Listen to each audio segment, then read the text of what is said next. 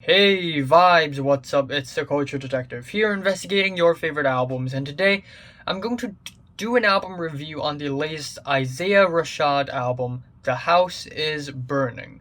So, Isaiah Rashad is a rapper from Top Dog Entertainment, and this is his sophomore album, a new album after 5 years. Because his last album came out in 2016. So, Top Dog Entertainment is a music record label and they're not really in the best shape right now because Kendrick Lamar won't be dropping an album until probably far into the future. Same goes for SZA. Absol has basically gone missing. J Rock is still active, but is he going to make an album sometime soon? Not really. So now we have Isaiah Rashad's The House is Burning. And yeah, I don't know what to say about this album. Um, I feel like people are going to be quite divided by this album. People who love moody and atmospheric rap music are going to love this album, but anyone else is just going to find this album quite mediocre. And unfortunately, I am that anyone else. Now, I don't hate moody rap music. In fact, there's a lot of moody, atmospheric rap music out there that I really like. But when you put all these moody rap songs together, back to back to back, with very similar beats, very similar instrumentals, very similar flows and delivery, I'm just kind of underwhelmed by the album, honestly. I'm sorry if you're an Isaiah Rashad fan, but I'm just feeling kind of underwhelmed. The album opener, Dark Side, which is the same name of that track that's on the latest Grimes album, but essentially it is a very moody intro.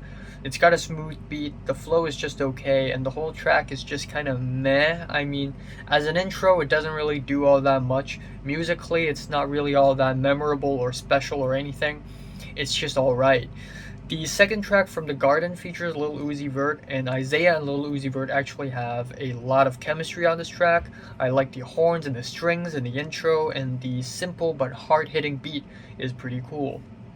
The third track is called Rip Young, or R.I.P. Young, and it's moodier, and the beat is still solid. It's got a solid flow, solid delivery, and lyrically it is kind of similar to the previous track. I don't really see a lot of very deep and introspective lyrics on this track and many other tracks on this album, but essentially the lyrics just deal with living the life, smoking drugs and living life, getting women, feeling paranoid, and all that jazz, really.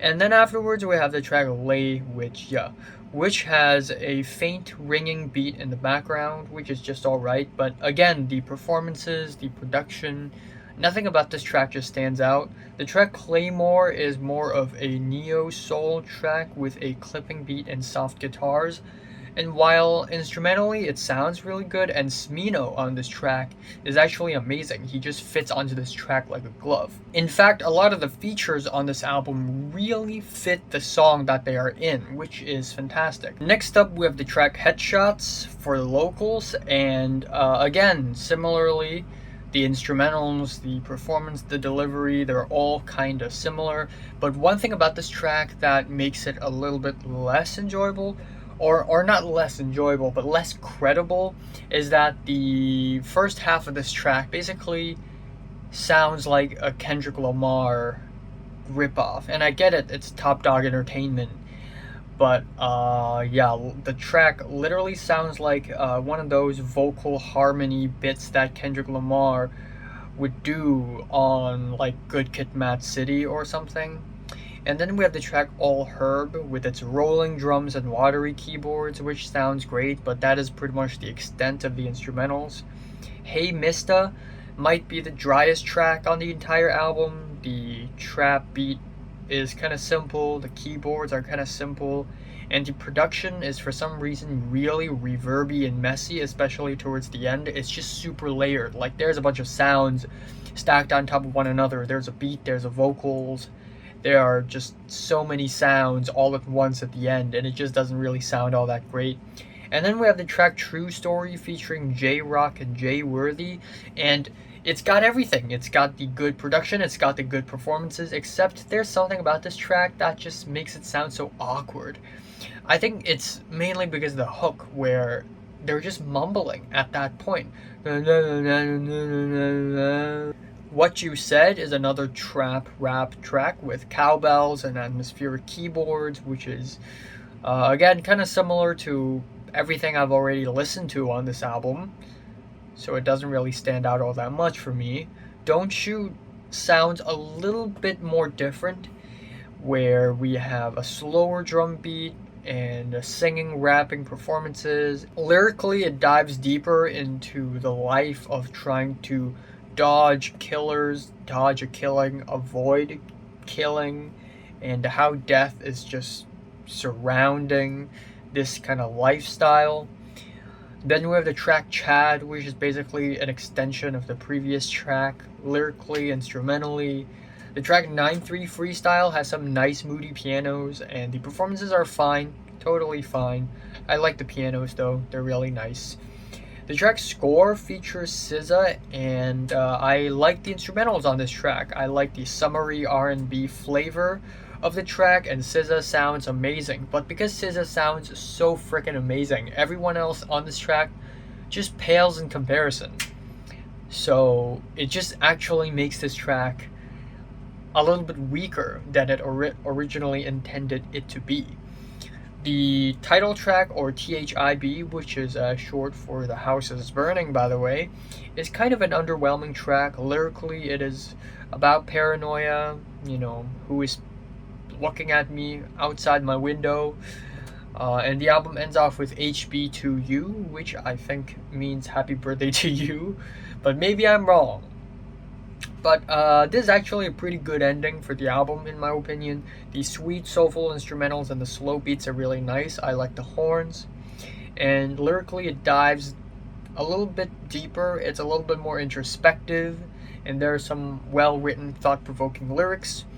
In the second half of the track, we have a really nice beat switch into this really heavenly, almost gospel-like ending to the album, which is really nice and really memorable, and one of the few moments in the album where the instrumentals isn't just like moody trap beat or something like that, but is something else. So Isaiah Rashad's The House is Burning, not really all that great, kind of bored by it at many points in the album. Even though a lot of the instrumentals are not bad, a lot of the performances are not bad, a lot of the features are pretty great, I still think the album leaves a lot to be desired. Favorite track here is the last track, and my least favorite is Hey Mista. I'm giving Isaiah Rashad's The House is Burning strong 5 to a light 6 out of 10. So, have you listened to the latest Isaiah Rashad album? From 1 to 10, how much did you rate it? Like if you like it, and subscribe if you want more. And thanks for watching.